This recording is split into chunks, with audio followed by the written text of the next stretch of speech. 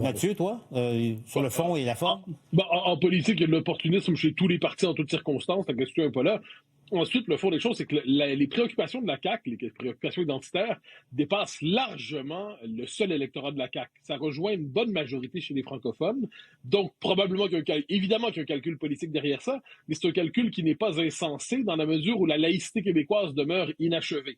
Donc là, ils font un pas de plus, puis dans 2-3 ans, je devine qu'ils vont vouloir faire un autre pas de plus, et ainsi de suite, en s'assurant de ne pas avoir une laïcité minimaliste. Alors, moi, quand j'en parle en France de la laïcité québécoise, ils ont toujours l'impression que c'est une directive administrative minimaliste sans envergure ni mordant. Là, ça commence à avoir un peu plus de mordant. C'est nécessaire pour assurer une meilleure intégration, où je ne me désole pas de cette action de la part du gouvernement. On verra jusqu'où ils sont capables de le porter. Yasmine, est-ce que tu vois quelque chose susceptible de relancer le débat et peut-être des tensions sur ce sujet-là? Moi, j'attends de voir la manière avec laquelle ça va être présenté. Puis c'est la manière avec laquelle ça va être présenté qui va déterminer qu'est-ce qu'on cherche à faire avec ça. Mais non, c'est pas à partir ni de mercredi ni de jeudi que l'égalité homme-femme ou que la laïcité deviennent des valeurs québécoises. Puis non, on n'attend pas une loi de 21 2.0 revue améliorée pour qu'on se dise « Ah, maintenant, on le sait, c'est quoi les valeurs québécoises. On les savait avant, on les saura après. » Bon, ici, il s'agit ici de paramètres et de modalités d'application. Attendant de voir la manière avec laquelle ça a été présenté, parce que si c'est comme ça qu'on est au Québec, moi, j'ai hâte de voir le « et ». Le « et », trois petits points? 3 petits points. Le « et » va être très important parce que la laïcité devrait être quelque chose qui puisse unir le peuple. Le gouvernement du Québec là, doit unir le peuple et pas nécessairement ni de jouer dans le pointage de doigts, ni jouer dans la division puis de monter les uns contre les autres. Si on est tous autour de principes là, qui puissent améliorer la communication, l'identification, l'éducation de nos enfants, tout ça, il n'y a personne qui peut être contre la tarte aux pommes. Mais encore faut-il avoir un discours pour unir le peuple. L'idée de base, pas de signe religieux dans l'exercice de tes fonctions, de la maternelle jusqu'à l'université. Pas de signe religieux, mais il y a une Cour suprême qui va se pencher sur la loi 21. Oui, mais il y a un gouvernement. Il y a un gouvernement élu surtout. Puis il y a des chartes, une charte québécoise et une charte canadienne. C'est important de rappeler qu'on a une charte québécoise. Mais c'est important de rappeler... Mais c'est important de rappeler aussi qu'en démocratie, les élus ont une responsabilité fondamentale, la population a une responsabilité fondamentale, la majorité a un droit fondamental de fixer les paramètres de l'existence collective. Et dans les circonstances, le Québec va aller plus loin dans sa laïcité. Et si par je ne sais quel hasard, Ottawa décidait de déconstruire une loi québécoise adoptée au terme de nos propres débats à nous, pas des débats en Saskatchewan, par Colombie-Britannique, par Cour suprême du Canada, mais nos débats à nous, à partir de la volonté historique et démocratique des Québécois. Mais moi, je verrais là-dedans un acte antidémocratique grave de la part d'Ottawa. Mais j'y reviens, ces propositions-là me semblent raisonnables et ce n'est pas diviser les gens que de constater que puisqu'il y a des communautarismes religieux qui empiètent sur l'espace public aujourd'hui, il est nécessaire de rétablir un principe de laïcité fort, notamment dans le système scolaire, de la maternelle, comme je dirais, du CPE jusqu'à l'université. Ça aurait dû être le principe de base. Il est bien qu'on y arrive enfin. C'est vrai qu'il y a beaucoup d'extrémistes bambins de 18 mois dans les garderies, c'est bien connu. Non, mais là-bas que ça commence, l'extrémisme. La normalisation du voile islamique dans nos sociétés est un problème. Et le fait que tu viens de le dire.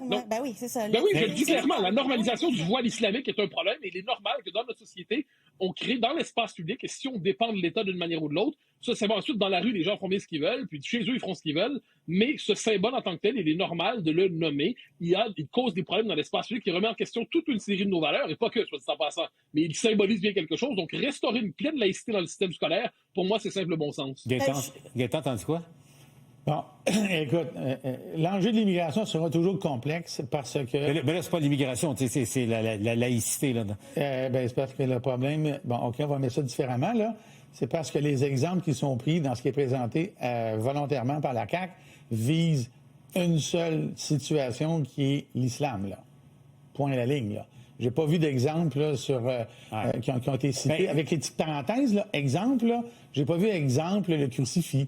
J'ai pas vu l'exemple... On peut pas parler de kippa, on parle pas de viande cachère, on parle pas de nourriture cachère. À un certain moment, il faut dire les choses telles qu'elles sont, là, puis il faut arrêter de se cacher derrière la vertu. Mais Yasmine, en même temps, c'est la réponse de ce qui s'est passé à l'école Bedford. Non, il y a rien là-dedans qui prévient Bedford.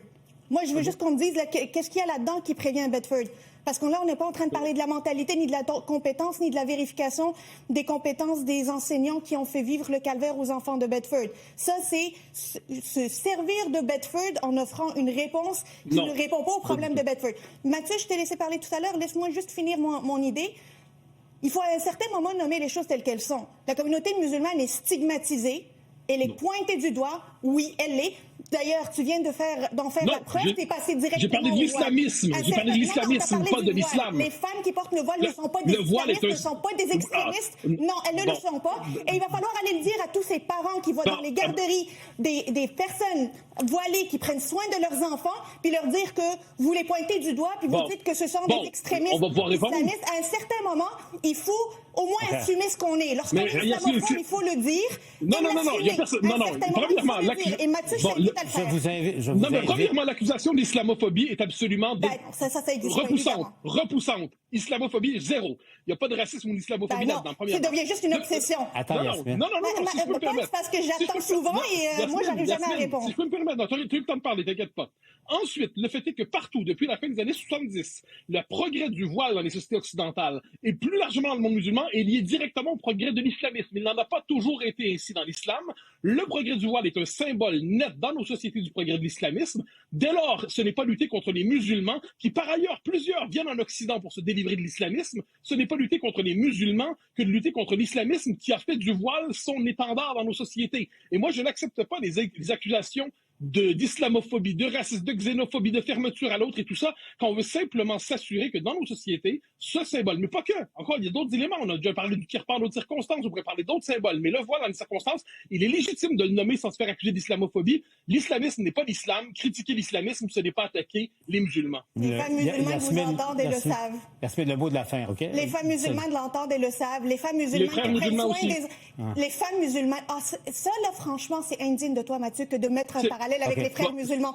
Les femmes qui prennent soin des enfants, des petits Québécois, avec les frères musulmans, franchement, j'ai parlé du voile. C'est affreux, c'est indigne de toi, Mathieu. S'il faut parler comme ça, j'éviterai mes mots. S'il vous plaît, Yasmine et Mathieu, je vous invite à baisser le ton. Si je peux me permettre, je laisserai à Yasmine ces accusations que je trouve tout à fait inappropriées et franchement regrettables. Je reviens sur l'essentiel. Je n'ai pas dit que les femmes musulmanes sont des frères musulmans.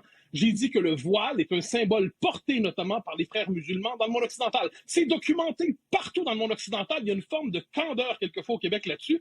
Et nommer cette réalité, ensuite les grands cris indignés, puis on traite les gens d'islamophobes pour être capable de faire une forme de terreur morale pour les intimider, pour les empêcher de parler. Désolé, ça ne fonctionne plus aujourd'hui. Je pense que c'est une critique légitime de l'islamisme dans nos sociétés. Bon, alors voilà pour le moment. Je sens qu'on va en reparler abondamment à la joute. On va aller à la pause. Je pense que j'ai pas pu parler.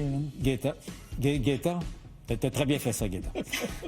Bougez pas, on vous revient dans un moment.